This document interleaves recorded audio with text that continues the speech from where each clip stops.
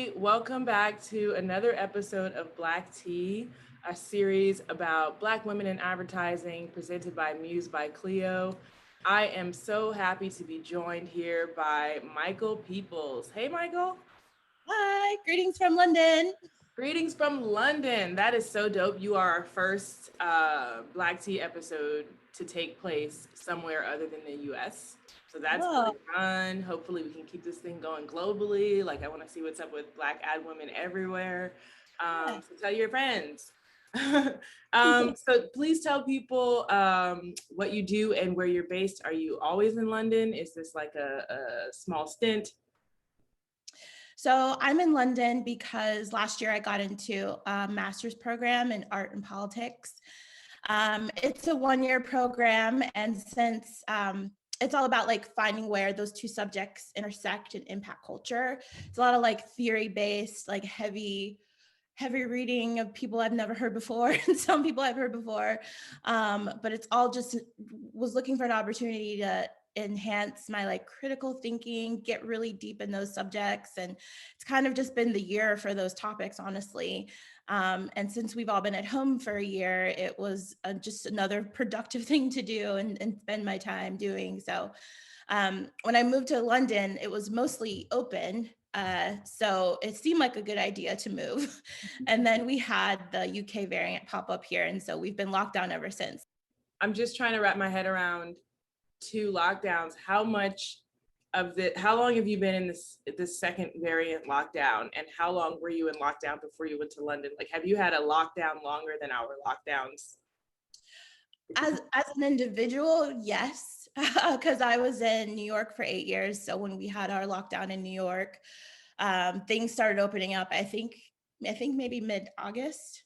Um, and then I moved to London, which then became lockdown. So I've essentially been on high alert lockdown up until the middle of April when things started to open up here. So yeah, it was a little it wasn't ideal, but it's I mean, I know we're all going through our own version of this, but yeah, I've been trying to count my blessings more so because I don't have to worry about kids yet. I had school as a distraction. I was employed, thank God, this whole time. So I've just been trying to count my blessings and keep my sanity. I want to know how you found your way into advertising. I started thinking about advertising back in high school. My mom actually was the one who suggested that I get into it because I kept commenting on commercials every time we were watching TV or looking through a magazine. I'd be like, this is kind of weird, or that's so cool, or oh, I bet they're trying to do this. And she was like, you can like do that as a job. And so I sort of started looking more into it. I ran into a professor at Ohio State, and he had worked at Nike and some of the big agencies. And so I took all of his classes. I ended up going to like a boot camp that we had in Columbus. And we went around to each department and they're like, this is what production does. This is what art does. This is account people. They sort of plan and run everything. And I was like, oh, that's me. If you like to plan parties, if you like to manage the projects, if you like to like work with the different groups of people, like account side of things is more for you. And I just sort of gravitated towards it. And that's sort of been my role working agencies ever since. Ever since? How long is ever since? It feels like 25 years. But it's been about 11 years. I got my first role at Arnold in Boston, and I had this like admin / AAE role where I was a admin to a managing partner. So I worked on all three of his accounts. And the first 6 months was a little bit of a bull in a china shop situation because I didn't have like a soup or director in the same situation. So I had to like make up my own role. But after about 6 months, I sort of like figured it out and figured out a good balance of how to manage things. And then I sort of turned into my own thing. And that's kind of been the case ever since. Wow, that's really cool.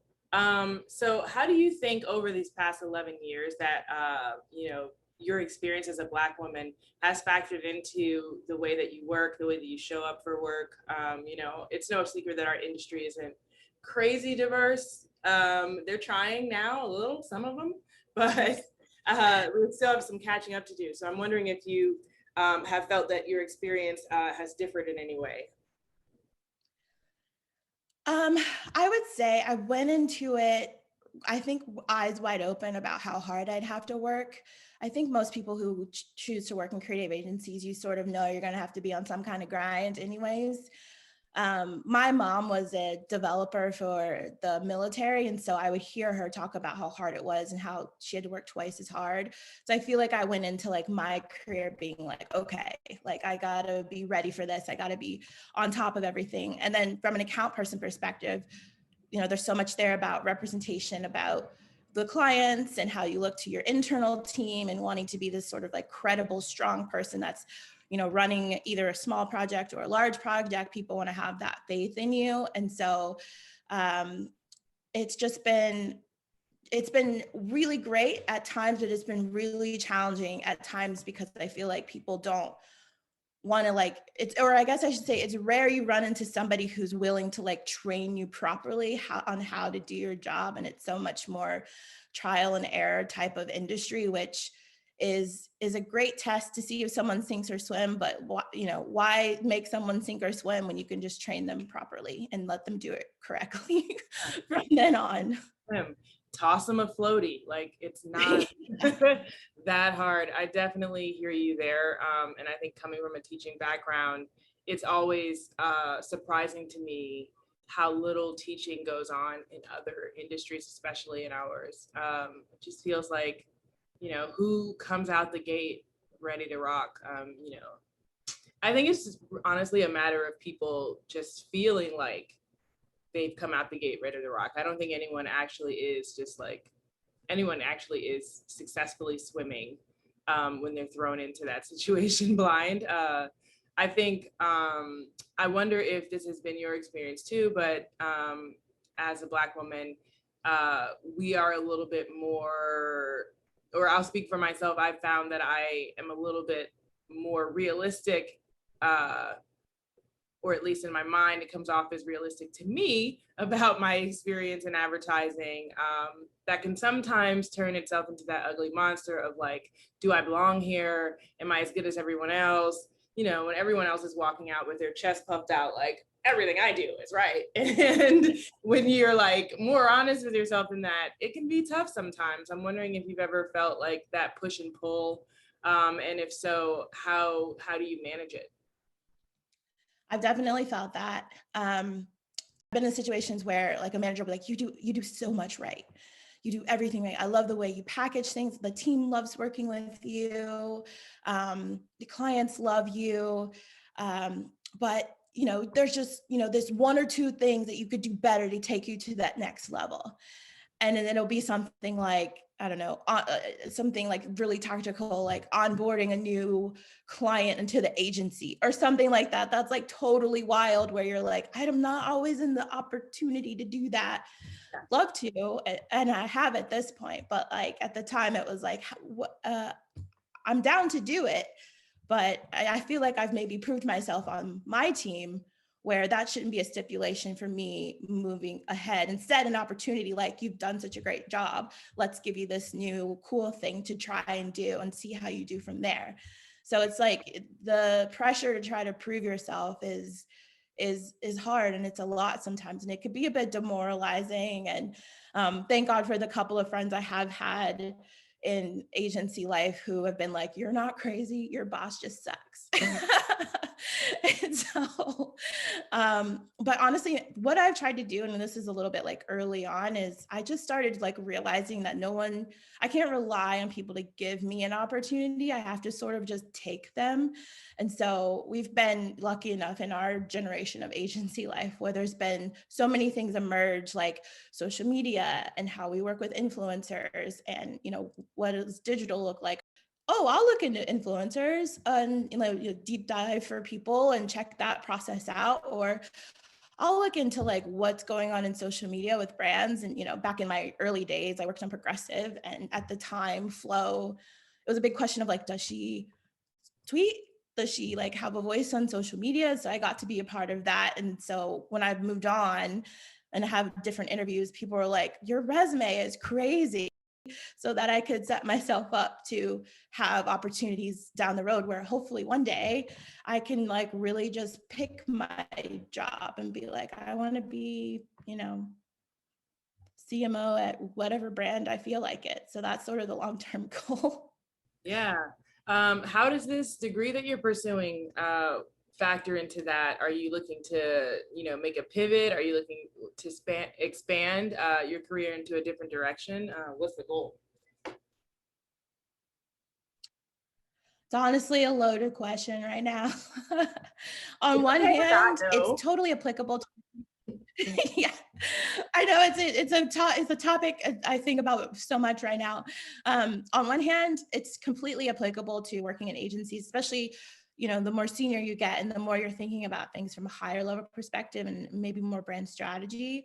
On the other hand, too, I'm kind of open if something kind of like bubbles up that's totally new and wouldn't have been an opportunity had I not pursued this degree. So that's kind of like where I'm at as of this moment. Is I'm good where I'm at, but I'm also like, if something cool pops up, I'm interested to hear about that too. Yeah. So open. Open. Yes, the answer is open. I feel that you have an openness, and I'm sensing a theme here, and you're open. That's cool. I know that you've kind of taken up running during lockdown. How is that going? Oh gosh, I played soccer till I was like in my 20s and I hated running then. Like I love playing in games. I hated getting in shape. I hated like just straight running. And for the longest time I felt like I was like, oh, I'm not chasing a ball. I'm not training for anything. I hate running. I don't know, one day over lockdown, especially the January to March span of our lockdown here in London, I kind of woke up one day like, I want to go running. And I was like, no pressure. I put on some headphones. Um, I put on the Bridgerton series and started running around my neighborhood and down close to the docks. I live close to the Tower of London. So it's like cool little, like really old English looking streets down there and just trying to like roam around there. I just kind of like took the pressure off of like trying to make it like a fitness thing and more of like a fun activity. So it's been actually, I've been surprising myself actually. Our industry is what it is, and it has its ups and downs. If there was a problem that you could make go away, that our industry has, what problem would that be? And what are your hot takes on how to tackle it? I think if I had a magic wand to make something go away, I think it would be honestly some of the sort of background politics of things that go on. And I'll just be straight up about that. um, I think that, especially as a Black woman, you're already walking into the room like in the negative a little bit. So if you're not very good at like playing politics, which I've never been, I'm pretty like direct, straightforward person. Like, so in my brain, I'm like, there's no need for that because I'll just tell you straight up like how I feel and think about something. But I feel like it takes away from like the work experience and how good you can be. And, advertising is just one big group project essentially. And it's kind of like playing hot potato. Like I have the brief and the strategy has the brief, and then we brief creative teams and then they have the hot potato and then they send it back to us. And so you got to have great team members for that. And if you're trying to undermine anybody, it makes the situation so much more uncomfortable and untrustworthy. And those things are so important to have on your team. It's being able to trust your team and understand them and listen to them. And so if I could get rid of something, I would say some of these like political games. And honestly, maybe since the lockdown, some of that's maybe faded away a little bit because we're all at home. And if you're not working, everyone knows you're not working because they're not seeing anything from you. So in that case, I feel like I've been in a couple situations where people have just expected me to do my job. And I felt trusted to manage our account and lead our account. And we have succeeded and done really well and had a great relationship with clients, and scopes grow. And when scopes grow, everybody's happy and excited about that. So I think that would be my thing to take away, is just those politics. Just hire people, expect them to do their job, and then go from there. Mm-hmm. Yeah, and give them the space to do it. So are you one of those folks that feels like we could do this remote thing forever? You know? I do miss like building a relationship with like someone on a different team that you just always happen to be on the same coffee schedule with, or Yeah. or your receptionist or admin lady who's always like, hello, how's it going, or have a great weekend, Yeah. those like sort of interpersonal things I'm definitely missing. But at the same time, being remote also just opens things up so much more, and people are happier. And I have some creatives who live in Brazil. They moved back from LA to Brazil because they have small children, and so they were like, if we're going to be locked down, we like going to go back to Brazil. And they like live on the beach, and when they're not working, they're on the beach with their kids. And I'm like, that's amazing. Wow. And you do great work. So yeah, I definitely probably one of those people who, I'm all for remote life, but I do miss like physical conversations. Yeah. Yeah. I think for me, it's the concepting is so awkward, being on the creative side. You're just looking at squares and trying to put your ideas together. I feel like it's a little bit of it's slower process. It's harder to sit with those moments of just not saying anything and your brain's just working together just out of proximity.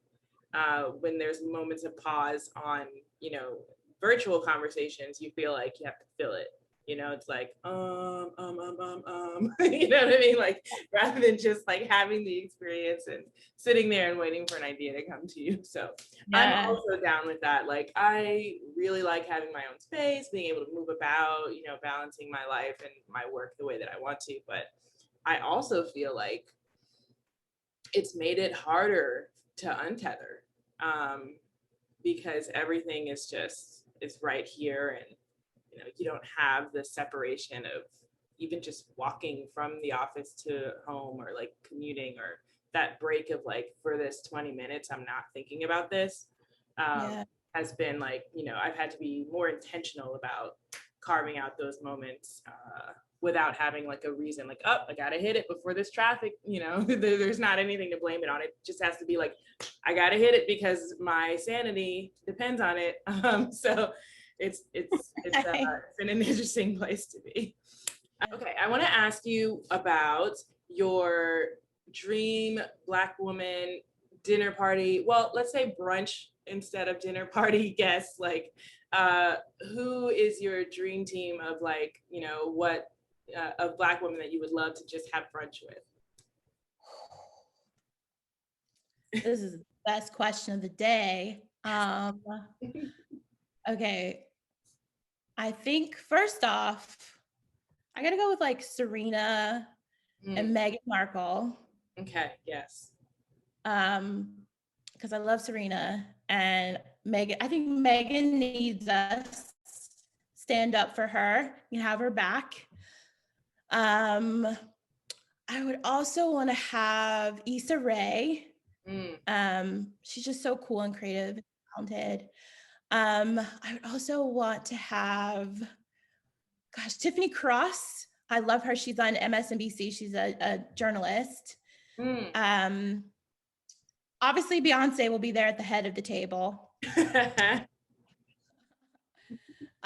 You obviously. Oh, come on. But I'm going. Yeah. I mean, if those people are coming, they're inviting me, I definitely will go.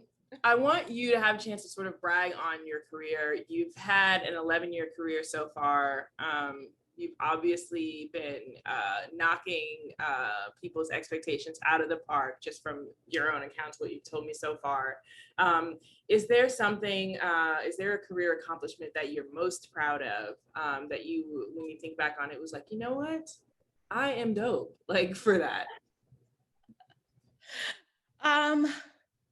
Gosh, probably one of my favorites and most accomplished accounts was I led the rebrand of Jamaica tourism. Okay. Worked at a place called Beautiful Destinations, and it was like their first AOR account, and small startup, literally like 20 or 30 people there on a good day.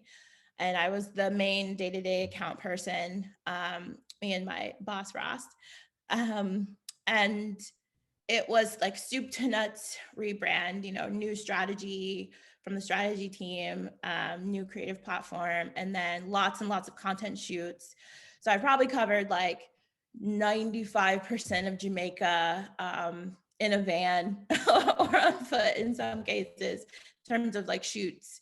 But it was one of those, I feel like, rare occasions where like the product was this like really amazing thing. I mean, it's an entire country, a beautiful country with amazing people, amazing food, amazing culture, just off the charts. And it was your job to work on the campaign to help amplify all of that. And so we had a launch that was like, I think October 2019.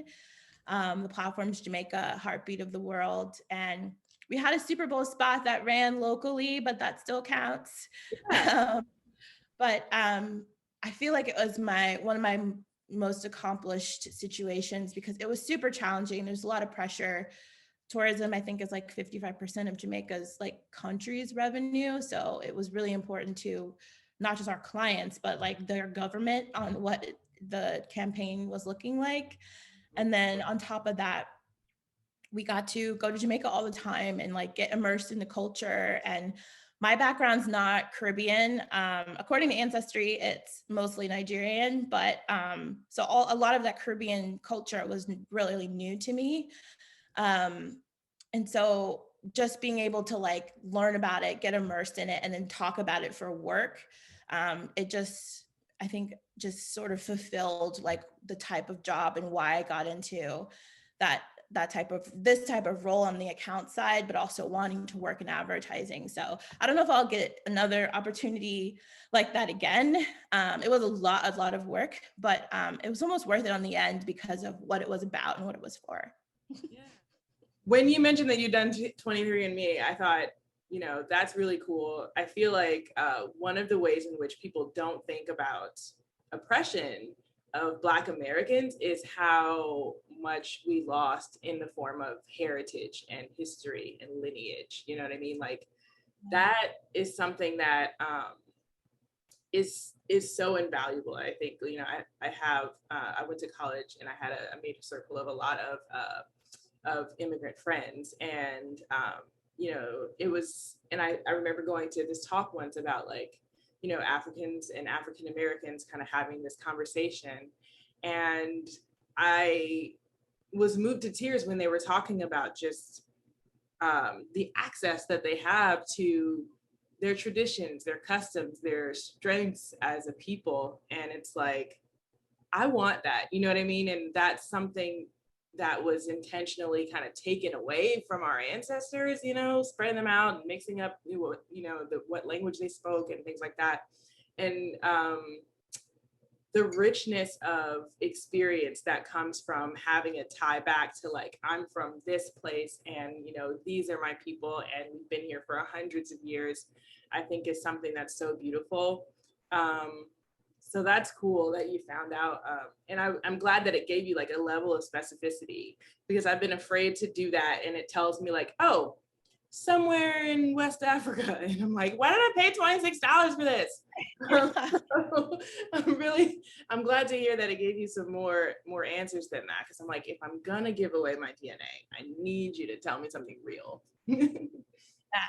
I really wanted to know because I was like, where are these curls coming from? I also was doing ancestry when my grandmother was alive, because I was like pumping her for information. So it was like literally like, and who was Aunt Thea and what was she doing? Yeah. But yeah, I know what you mean. Why you don't? It's a weird feeling of like not being able to trace it all the way back, because even in London here, there's a lot of Caribbean families and they can be like, oh, my people are from Jamaica, or oh, my people are from Ghana or wherever. And we don't really get that opportunity to do that. So yeah, I definitely encourage you to do it. It's nice, sort of like you still have this whole of slave times, but it's nice to know on the other side where you're most likely from. Similar to that show that's on Netflix right now, Hog on High, and they go Yes, around Eye on the looking Hog. for, I was just yeah, watching. yeah. Yeah. Sorry, I said that totally wrong.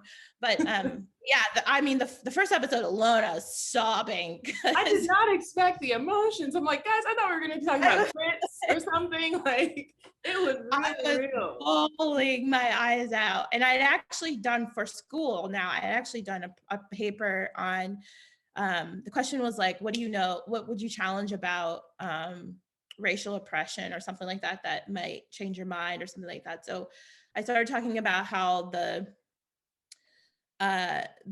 women's army in Black Panther, their name escapes me right now, the Dora Milaje, I think. Now I can't remember their I don't name, remember. but I know the how outfits. The outfits. yeah, right. The boss women in the movie, how they're inspired by the Dahomey army, and how in like the Benin Togo area, that's where that culture was in, like, 15th century, whatever, 15 whatever. Yeah. And they then sort of participated in the Atlantic slave trade because they wanted to be part of global expansion and trade with the other countries. And so when that episode came on, I was like, I told you guys that. Yeah, I remember that. Wild. And then I started bawling because I was just like, oh my gosh, you're seeing it. And he's talking about it with those cultures. So yeah, that connection is wild to be able to like even try to get your footprint on it some kind of way. So I definitely encourage you to do it. Yeah, I'm going to. My optimism is that in another 200, 300 years, our descendants will be able to find pride in being a part of this new kind of race that we've kind of, that we are currently defining as a people. Because, we are a little bit of a mix, but like Black American is gonna be a thing in and of itself. I mean, it already is a thing, but it's gonna be more of a thing in 300 years. And I'm wondering what we're gonna do with it then. And that people will be able to say, oh, I'm a Black American. It's like their ancestry, and where we're gonna take that. So that's my bit of optimism to try to, put a spin on hundreds of years of oppression and violence. But I think we're going to turn it into something cool, like we already have. And so it's going to be really dope to see, not to see, maybe to see what our descendants do with it in the next couple hundred years. Yeah. Well, I have to say that it has been such a pleasure to talk to you. And to hear about your career, to hear about your hobbies, to hear about your Bridgerton runs. And I just want to say thank you so much for coming on. It has been just fantastic. And I know that people are going to love getting to know you. So that's that. And to the folks watching, thank you so much for watching another episode of Black Tea. Please do head over to musebycleo.com/Black Tea to catch up on all the others. Episode 10. Bye. Hey.